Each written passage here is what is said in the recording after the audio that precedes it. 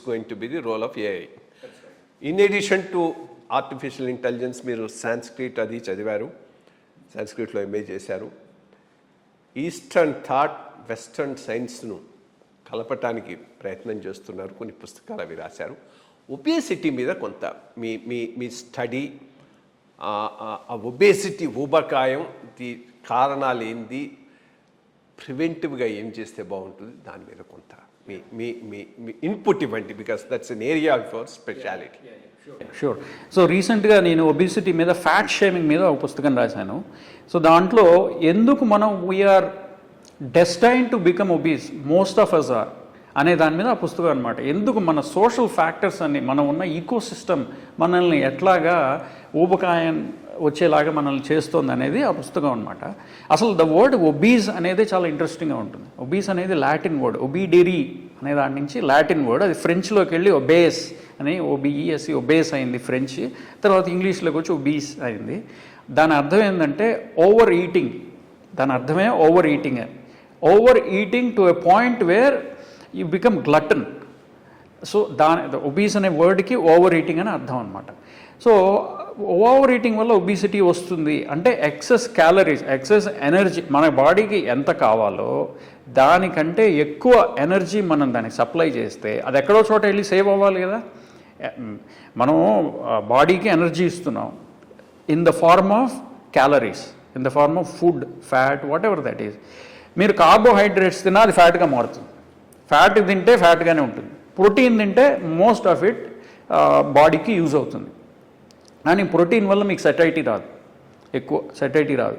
కానీ కార్బోహైడ్రేట్స్ వల్ల ఎక్కువ మీకు సెటైటీ, అంటే మాకు ఫుల్నెస్ అనేది, ఆ ప్యాలటబిలిటీ అనేది వస్తుందన్నమాట. సో అవన్నీ తినడం వల్ల ఫ్యాట్గా స్టోర్ అవుతుంది. ఫ్యాట్ స్టోర్ అయినప్పుడు మనం ఏం చేయాలి, దాన్ని స్పెండ్ చేయాలి. మళ్ళీ ఆ స్పెండ్ చేయడం తగ్గినప్పుడు అది ఎక్కడో చోట స్టోర్ అవ్వడం మొదలవుతుంది, చిన్న చిన్నగా స్టోర్ అయ్యి.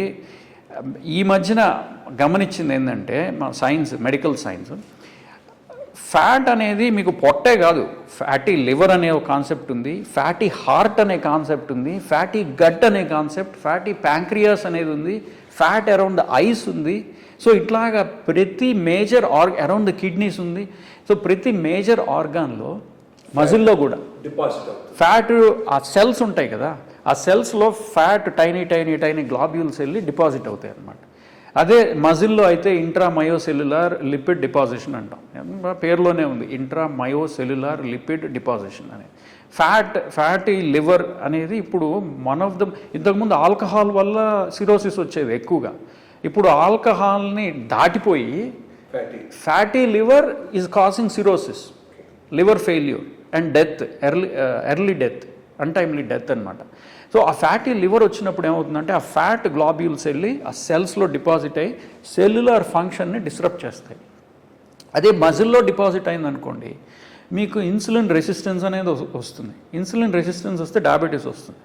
మనం ఇప్పటిదాకా ఏం చేసామంటే, డయాబెటీస్ వస్తే డయాబెటీస్ మందులు ఇచ్చాం, ఆ ఫ్యాట్ని అడ్రస్ చేయలే ఇప్పటిదాకా. ఫ్యాటీ లివర్కి అసలు మందులే లేవు. ఫ్యాటీ ప్యాంక్రియాస్ అనేది ఇప్పుడిప్పుడే కనిపెట్టాం. ఫ్యాటీ హార్ట్ వల్ల diastolic heart failure and heart failure వస్తుందని ఇప్పుడిప్పుడే కనుక్కుంటున్నాం. ఫ్యాటీ కిడ్నీ వల్ల కిడ్నీ ఫెయిల్యూర్ వస్తుంది, హైపర్ టెన్షన్ కూడా వస్తుందని తెలుస్తుంది. సో మనకి ఏమర్థం అవుతుంది, ఒక ప్రాసెస్, ఒక రీజన్, కార్యకారణ సంబంధం అంటాం కదా, ఒక కారణం వల్ల ఎన్నో కార్యాలు జరుగుతున్నాయి. ఫ్యాట్ ఎక్సెస్ అవ్వడం వల్ల pancreatic failure, liver failure, kidney problems, heart rhythm problems, I issues, అట్లానే మనకి joint problems, auto immune diseases. ఎందుకంటే ఫ్యాట్ మనకి సెల్లో డిపాజిట్ అయినప్పుడు ఆ సెల్ ఏం చేస్తుందంటే, ఆ సెల్ స్టార్ట్స్ గ్రోయింగ్, అబ్నార్మల్గా గ్రో అవ్వడం మొదలవుతుంది. గ్రో అయినప్పుడు దానికి blood supply, it out gross it's blood supply.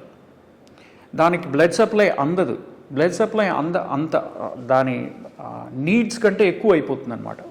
అప్పుడు ఏమవుతుందంటే ఆ సెల్ ఏం చేస్తుందంటే, నాకేదో ఆపద జరుగుతోంది అని చెప్పి ఇన్ఫ్లమేషన్ తయారు చేస్తుంది లోపల. ఇప్పుడు మనకి ఏదైనా గాయం తగిలితే వాస్తుంది కదా, వాయడం అంటే ఇన్ఫ్లమేషన్ అని అర్థం అనమాట. అక్కడికి ఏం పంపిస్తుందంటే, ఏదైనా మనకి ఒక కాలుకి దెబ్బ తగిలితే ఆ వాపు అనేది ఏంటంటే బాడీ ఫ్లూయిడ్స్ని అక్కడికి పంపిస్తుంది, పుష్ చేస్తుంది అక్కడికి. చేసి అక్కడ అన్ని యాంటీ ఇన్ఫ్లమేటరీ ఎలిమెంట్స్ అన్నీ అందులో ఉంటాయన్నమాట. అదంతా బాడీ ఇన్ఫెక్షన్ రాకుండా రికవర్ అవ్వడానికి ట్రై చేస్తుంది.